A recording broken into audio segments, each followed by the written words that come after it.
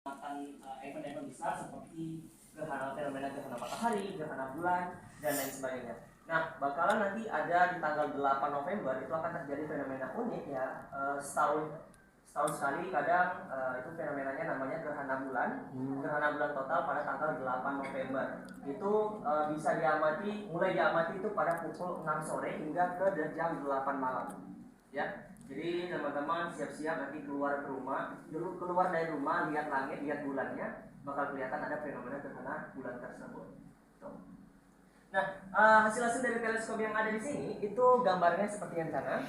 Nah, ini hasil-hasilnya dari permukaan bulan, dari tampilan dari planet-planet Jupiter, Saturnus, Mars, dan Venus. Ada juga fenomena gerhana matahari sebagian yang pada tahun 2019 lalu. Ada juga bintang-bintang, galaksi Andromeda, galaksi Bima Sakti. Ada juga permukaan bulan, hilal, dan lain sebagainya. Dan ini hasil-hasilnya melalui teleskop-teleskop yang ada di sini yang diamati oleh tim peneliti OIN UNSU. Seperti itu. Keren banget. Di sini juga ada instrumen yang salah satunya itu namanya ini peta bintang. Nah, ini ada dua sisi ya, ada peta bintang utara dan selatan. Nah, kalau utara ini sesuai dengan namanya itu memiliki fungsi untuk mengetahui posisi dari bintang-bintang dengan nama serta rasi bintangnya. Tahu rasi bintang? Ya. Apa itu rasi bintang? Kumpulan bintang yang membentuk suatu garis. Benar. Kasih tepuk tangan dulu. Profesor Jadi Ramon. lebih tepatnya itu rasi bintang itu kumpulan titik-titik bintang yang ada di langit lalu dihubung-hubungkan menjadi sebuah gambaran-gambaran atau ilustrasi pada peradaban-peradaban tertentu. Bukan hanya peradaban Yunani saja, tapi peradaban Cina, Arab, Korea, Jepang, dan lain sebagainya mengilustrasikan pada peradaban mengilustrasikan rasi bintang tersebut. Nah, kenapa yang paling terkenal rasi bintang Yunani? Karena untuk ilmu astronomi itu yang paling berkembang itu pada peradaban Yunani. Tanya kan ini Pegasus ya? Kenapa disebut Pegasus? Karena bentuk Pegasus atau? Kalau untuk kalau mengilustrasikannya saya belum tahu ya kenapa ini dibentuk seperti ini. Tapi kalau di zaman dulu itu punya alasan tersendiri sebagai hiburan gitu. Makanya mengilustrasikan sebagai hiburan. Dan juga ini juga ada sangkut pautnya sama hal-hal yang mistik yang pada peradaban Yunani itu. Terus nih Bang, Gitu. kenapa saya Gemini nyebelin? Ya, kalau untuk rasi bintang zodiak ya. Zodiak itu ada 12 ya. Kalau zodiak itu tidak ada sangkut pautnya sama rezeki, maut maupun jodoh. Itu enggak ada sangkut pautnya. Jadi, 12 rasi bintang itu memposisikan matahari atau posisi matahari di setiap bulannya. Nah, misalkan pada bulan ini bakal akan terlihat matahari itu tepat berada di rasi ke-12 rasi bintang tersebut. Tidak ada sangkut pautnya sama maut, rezeki maupun jodoh. Berarti hoax ya? Sifat-sifat Aman berarti Bang. Aman. Kalau yang Gemini nyebelin itu emang dari lahir gitu. Iya, semua bakalan nyebelin kok, bukan hanya Gemini aja.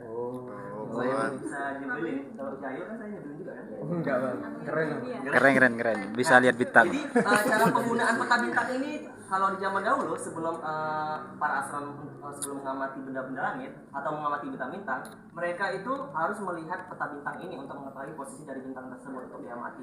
Ya, misalkan nih. Kita akan lihat cara penggunaannya. Di sini juga ada jam, tanggal, dan bulan ya. Di sini kita tentukan dulu nanti malam nih misalkan kita mau melihat posisi bintang dengan nama-namanya itu pada pukul 9 malam. Ini teman-teman pada masih nongkrong ya? Oh iya. Masih Bang. Mau tidur tumben ya. Mahasiswa masih mau tidur. Jam 9 ini tanggal 22 Oktober. Kita putar sesuaikan dengan jam 9-nya Oktober mana? Itu. Ya. Ini alatnya bisa diputar tapi tidak bisa dicelupin. Ini Keren abang lucu. 20, 21, 22 sesuai dengan jam 9. Nah, posisi langitnya seperti ini. Nanti di arah sana, ini kan di arah utara. Kalau di OIN UNSU arah utara itu sebelah sana, selatan sebelah sana, timur di sana, dan barat arah sana. Nah, arah utara nanti di sebelah kanan akan kelihatan rasi bintang Taurus. Di atasnya lagi ada Aries, Pisces, dan rasi bintang lainnya. Nah, untuk yang sebelah kiri, yang tengah-tengah itu tadi ada rasi bintang Pegasus. Nah, untuk teman-teman penasaran ingin melihat bintang-bintang itu bisa di tempat pegunungan atau lautan. Kenapa? Kalau di kota itu akan kehalang sama namanya polusi cahaya. Iya. Tahu polusi cahaya? Iya. Tahu dari mana polusi cahaya itu? Dari apa? Karena Iya, seperti itu. karena gak kelihatan. Kalau polusi cahaya itu dari lampu perkotaan. Iya. Jadi lampu perkotaan itu membias ke langit sehingga bintang-bintang yang kelihatan di kota itu cuma hanya 1, 2, 3. Nah, sedangkan di pegunungan atau di lautan itu bakal kelihatan banyak sekali, termasuk tadi pinggiran dari galaksi.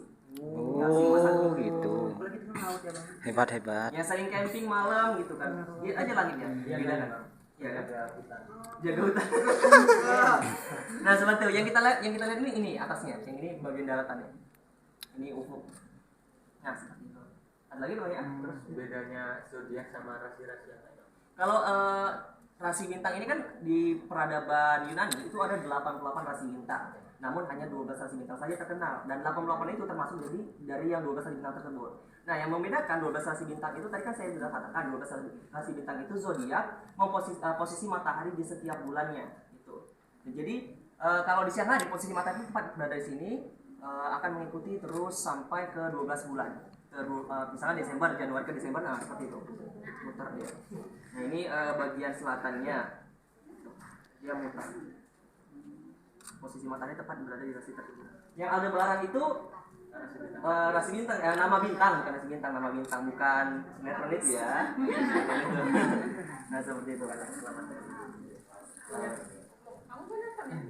Di sebelah sana juga ada kita instrumen klasik ya, membentuknya seperti potongan semangka. Nah, itu cikal bakal kalkulator sekarang ini atau kalkulator zaman dahulu. Kita mungkin bisa beralih sebelah sana. Ya, ini ya bentuknya. Semangka Bang. Ya, semangka ini namanya rubuk mujayak ya. Tahu tadi kan saya sebutkan itu cikal bakal dari kalkulator saat sekarang ini. Berarti tahu kan fungsi kalkulator? Tahu Bang, Sebagai alat hitung hutang. alat hitung, bukan hutang ya. Oh iya. Alat hitung. Jadi rubuk mujayak ini sebagai alat menghitung. Di zaman dahulu itu seperti perhitungan ketinggian dari benda-benda langit, menghitung waktu, menghitung arah mata angin dan lain sebagainya. Ada juga perhitungan sinus, kosinus tan ya. Udah belajar itu kan? Iya. Kapan tuh? Dulu Bang. Pas SD bang. ASD. Ya. Wow. Agak lain. Nah, inilah dia rubuk mujaib ini. Nah, rubuk mujaib ini dikembangkan oleh tokoh ilmu muslim yang bernama Al-Khawarizmi. Oh iya Bang, pernah dengar. Al-Jabar, penemuan nol itu dia.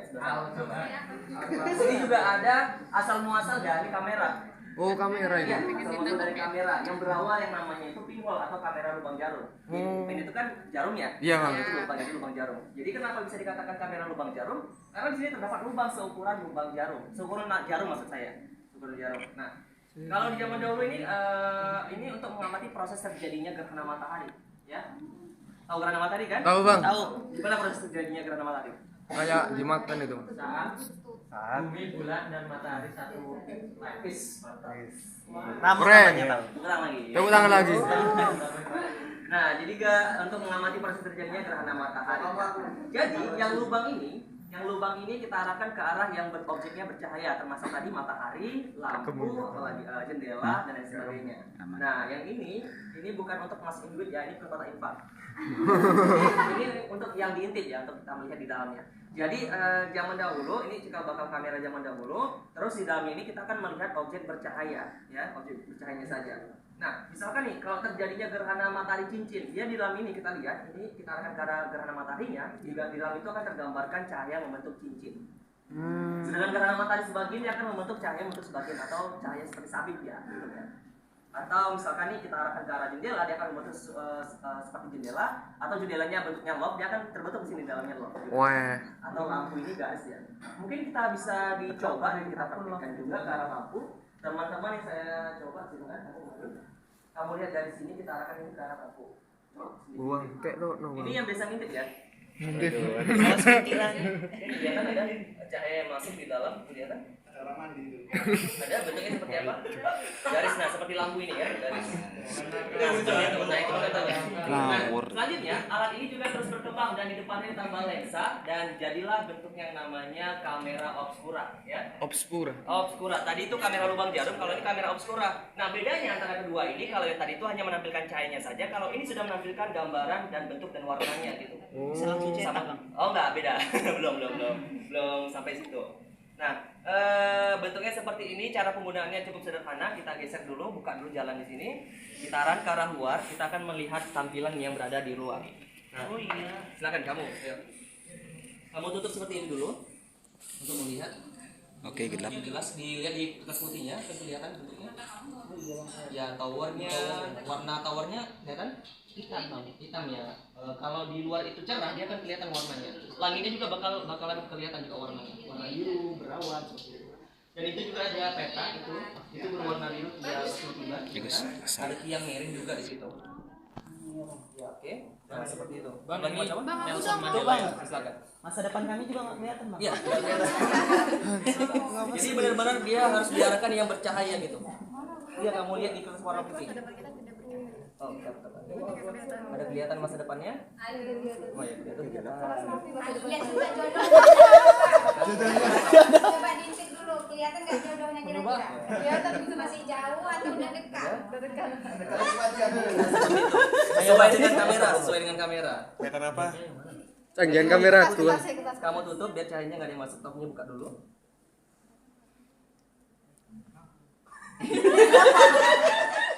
Kelihatan Sesuai dengan sifat kamera seperti itu. Gambar. Sesuai dengan amal ibadah. Ada oh. Udah, ada lagi? Mau coba, mau coba. Ya, silakan coba. Penasaran. Yang kertas warna putih yang dilihat. Di bawah ya di Kamu nggak penasaran dong? Kameranya Kenapa? juga. Sudah Cuman tahu. ini bedanya ini nggak bisa disimpan, nggak bisa di-share, nggak bisa dikasih filter. Berarti cuma buat dilihat doang. Iya, dilihat doang. Nggak bisa selfie juga. Fungsinya sama. Fungsinya sama dengan untuk mengamati benda-benda yang sangat jauh. Cuman untuk kualitas lebih bagus yang sini. Nah, ini Itu yang tradisional berarti Bang ya? Yang tradisional. bisa diganti juga. Enggak. Handmade lah ya. Handmade. Seperti itu. Dan juga ini ada mushroom pot. Ini apa sebutannya kalau di Mars itu ada kendaraan untuk mengeksplorasi planet Mars. Ini kan robot. Cuma dia kan model apanya? Buatannya. Drone. Di sana juga ada rancangan pembangunan Oi Fungsu. Jadi di Barus nanti bakalan ada Oi Fungsu yang kedua. Di Barus. Kami sudah juga melakukan pengamatan di Barus itu benda-benda langit. Juga ada tim yang di sana untuk tinggal untuk mengamati benda-benda di sana. Kenapa di Barus? Karena di sana untuk polusi cahayanya itu minim gitu daripada yang di kota. Jadi selama ini kami ketika mengamati benda-benda langit selalu terhalangi sama polusi cahaya gitu. Kebanyakan atau hujan atau berawan. Nah inilah Oi Fungsu di Barus nanti gambarnya seperti itu pembangunan. Ini masih rancangan belum dibangun. Oh, belum. Ini juga ada buku-buku ilmu falak, ada yang ditulis sama kepala OIF itu Bapak Dr. Arwin Juli Rahmadi Putar-Putar, tulisannya seperti ini. Ini juga kita juga menyediakan majalah-majalah. Jadi kalau teman-teman punya tulisan terkait mau nulis terkait astronomi bisa langsung kirim ke kami. Oh. Ya, nanti Ke email Bang. Iya, ke email nanti kita cetak menjadi sebuah majalah, nanti kami kirimkan majalah. Itu mungkin ada lagi pertanyaan? Atau kalau tidak ada? Biasanya kan kalau mau ngamati kan pakai aplikasi di Stellarium. iya. Apakah itu efektif? Jadi pakai ini apa? Kalau Stellarium itu efektif ya. Oh, Stellarium apa tuh?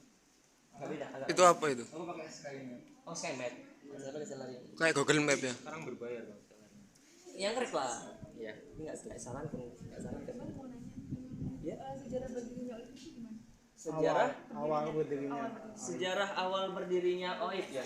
Iya Bang. Tugas. Tugas Bang. Mungkin bisa pakai kan. Sejarah berawal apa? Sejarah berdirinya OIF. Berdirinya Bang, kok bisa berdiri gitu? Ya, jadi ini izin menambahkan ini dari Mas Adit. Jadi kalau sejarah OIF diawali sebenarnya dari kedatangan Dr. Arwin, alumni S2 S3 Mesir. Oh. Beliau ke Dr. Arwin. Kemudian setelah itu kita buat seperti lab awalnya, lab astronomi, tapi karena dukungan dan antusias dari pimpinan Mas Bapak Rektor sehingga dibuat observatorium seperti ini dan banyak menerima kunjungan, banyak permintaan kunjungan sehingga kita buat sistem kunjungan seperti sekarang gitu. Jadi dari mereka sampai mahasiswa, masyarakat umum setiap harinya hampir penuh ke Oi Fungsu ini untuk edukasi seperti itu. Jadi sejarahnya seperti itu. Dari tahun 2014 kita awali dari diskusi-diskusi kecil dari mahasiswa ketika itu lanjut sampai sekarang. Diresmikan oleh, ada 2 kali diresmikan, jadi agak unik. Pertama itu dari Prof. Samsul Anwar, MTT PP Muhammadiyah, Majelis Taklim Pimpinan Pusat Muhammadiyah. Kemudian yang kedua itu sama Presiden Jokowi ketika di Yogyakarta. Jadi ketika di Yogyakarta itu ada peresmian seluruh amal usaha, beberapa amal usaha, jadi termasuk OIF-UMSU juga yang diresmikan di sana. Makanya prasastinya itu di Yogyakarta, dibawa prasastinya ke sana. Kembali lagi 2014 bang. iya, tapi diresmikan itu 2016 16 yang di Jogja. Iya.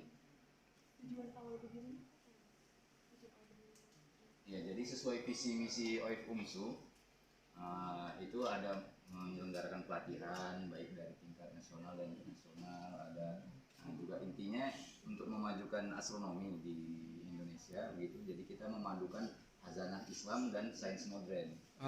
Itu jadi ciri khas kita. Kita punya moto itu memotret semesta demi iman dan peradaban. Itu tujuannya itu mengembangkan ilmu falak sih sekarang. Ilmu falak. Visi misinya secara lengkapnya saya kurang hafal juga. Nanti bisa di situsnya itu ada oif.umsu.se.id. Juga ada di Instagramnya, di YouTube-nya. Apa Jadi Instagram? di sini ada ya. Teman-teman follow akun sosial medianya OIF-UMSU sama subscribe YouTube OIF-UMSU. Oh siap bang. Biasanya kalian bakal posting juga di YouTube dan Jadi di sini ada apa namanya penelitian mahasiswa juga. Jadi ini termasuk penelitian edukasi pembelajaran kepada anak didik. Jadi mereka menyesuaikan dengan nilai magnitud sebuah bintang. Jadi bintang itu magnitudnya berbeda-beda. Jadi ini seperti media pembelajaran astronomi. Ini juga sudah kita terbitkan di jurnal. Dan ini teleskop handmade. Handmade. Ini dibuat sendiri dari pipa, dari lensa fotokopi. Ini juga buat sendiri. Ini karya mahasiswa juga.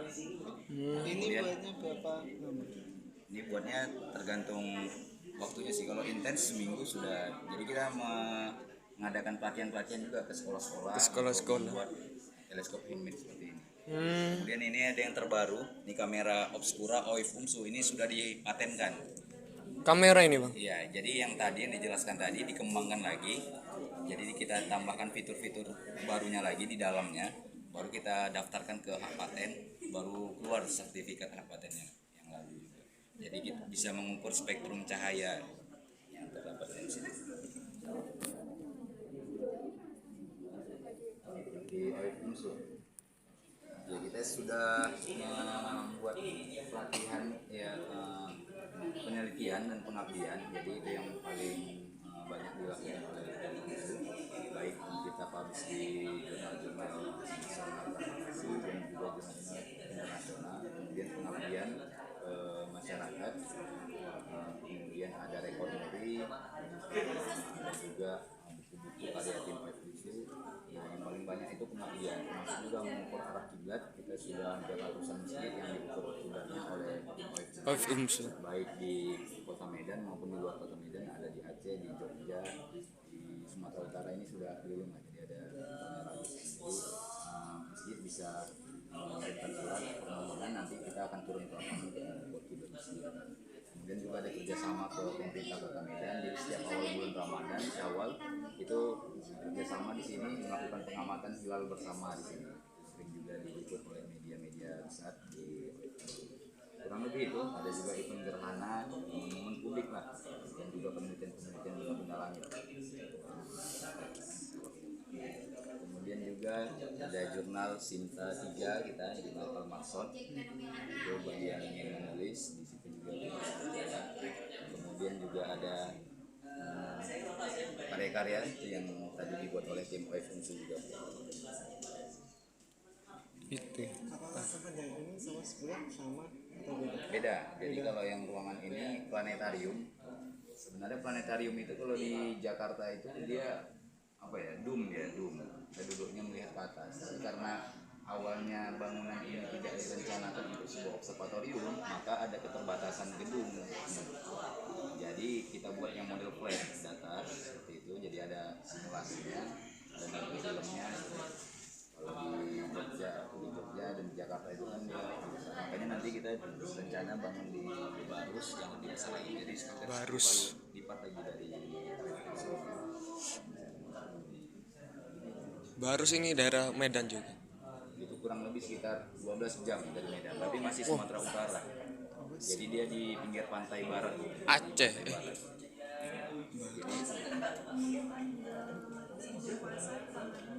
Di sini atau di Ya, jadi untuk penentuan hilal itu kita setiap awal bulan Hijriah kita observasi sudah memang agenda rutin kita untuk observasi hilal. Dan kalau hari-hari besar Ramadan, Syawal dan Dzulhijjah itu yang kita biasanya kerjasama dengan pemerintah Kota Medan, BMKG. Jadi kita tetap memfasilitasi apabila ada yang ingin pengamatan di sini, walaupun kriteria penentuan awal bulan yang digunakan oleh OI Fungsu di bawah Fungsu dan di bawah Perserikatan Muhammadiyah. Jadi kriterianya kita sudah ada, tapi kita tidak menutup apabila ada permintaan observasi bersama. Karena kita juga punya kebutuhan untuk penelitian dan pengumpulan data-data terkait dengan hilal.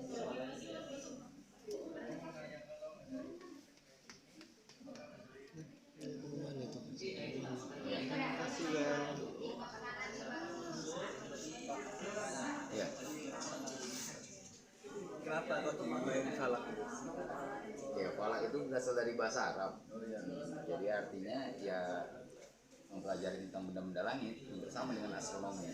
Jadi sebenarnya oleh Fungsu ini ingin selama ini yang di benak orang ketika bicara ilmu falak itu hanya terbatas fokus sholat, arah kiblat, awal bulan dan gerhana. Biasanya hanya itu saja yang dipelajari. Tapi kita ingin menyadarkan juga bahwa ilmu falak itu sama seperti ilmu astronomi yang kajiannya sangat luas. Jadi tidak terbatas hanya 4 pembahasan itu saja. Gitu. Ya, jadi kita juga di sini meneliti benda-benda langit dan sebagainya itu tetap disebut ilmu falak karena di peradaban Islam di abad pertengahan itu selain dia ahli dalam fikih, dia ahli juga dalam bidang astronomi dan bukan hanya di bagian ibadahnya saja. Kalau kayak perdukunan itu bukan ilmu falak ya? Kan kayak ada itu bulan ini gitu, jangan ini gitu tuh. Apa yang termasuk? Hari kan ya, Kliwon, Jumat lebih gitu. Nggak boleh gini gitu. Ya, itu lebih sebenarnya ke ilmu astrologi tentang ramalan. Nah itu yang menarik sih sebenarnya karena memang kalau kita baca-baca juga di kontribusi ilmuwan ulama-ulama Nusantara itu karya-karya astronomi itu banyak juga yang bercerita tentang astrologi tersebut yang tentang gerhana, tentang astrologinya bintang-bintang.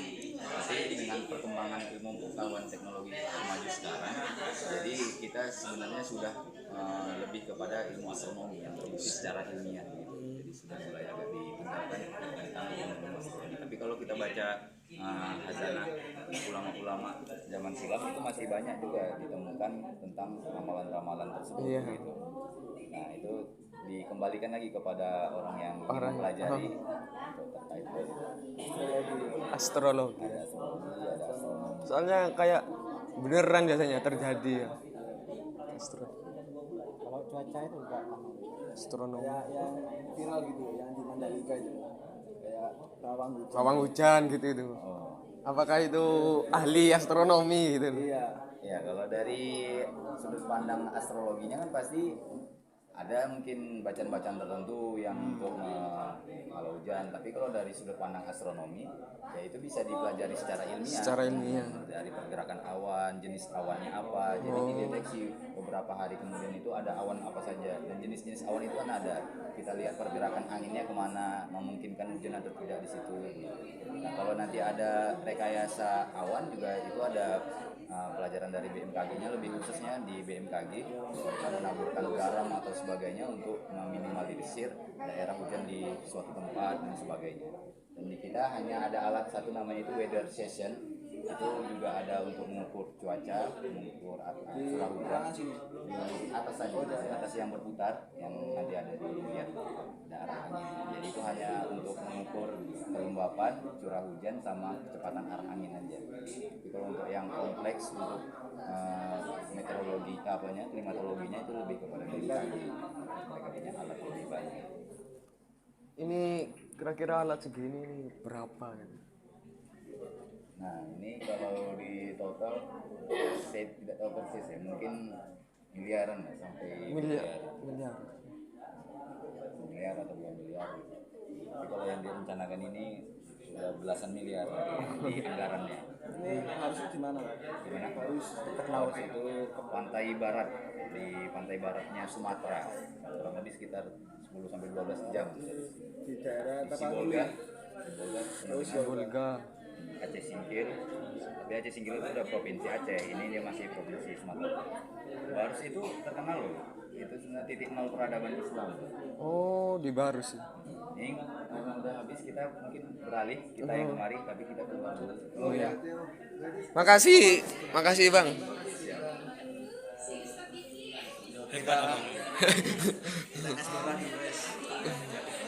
Oh ini prestasi kiblat. Ini falak ya namanya, bukan palak. Falak.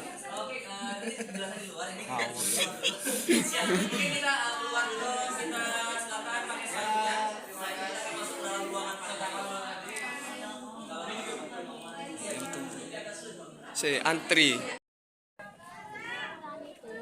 menggunakan cahaya matahari karena matahari nggak ada maka nggak ada bayangan. Biasanya kalau ada matahari di sini nih, ini jarumnya, kita angkat di jarumnya, nanti matahari bayangannya ada ke jam berapa sekarang, misalnya di contoh jam 11 matahari sudah, nanti ini bayangannya jatuh di sebelah sini gitu, karena ini jam matahari dan tidak ada matahari maka tidak bisa digunakan. Mendung soalnya kayak. Iya, mendung. Jadi iya, ini orang dulu menggunakan jam matahari ini untuk melihat jam, tapi ini bisa digunakan hanya dari jam 6 pagi sampai jam 6 sore ketika matahari ada. Oh, khusus Jadi malam nggak bisa. gak bisa.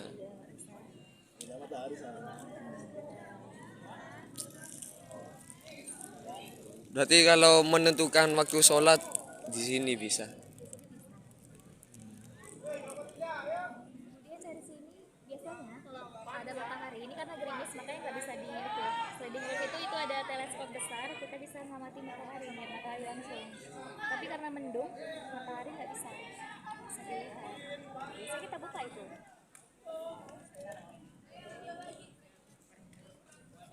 Aman walaupun itu sinyalnya agak ini. Itu ada kan kita pakai filter. Oh.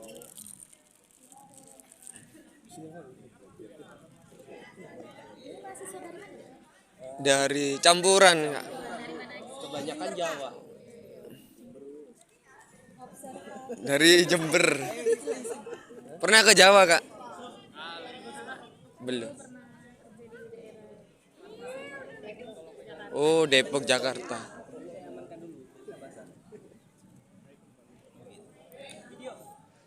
Udah dijelasin. Foto aja foto.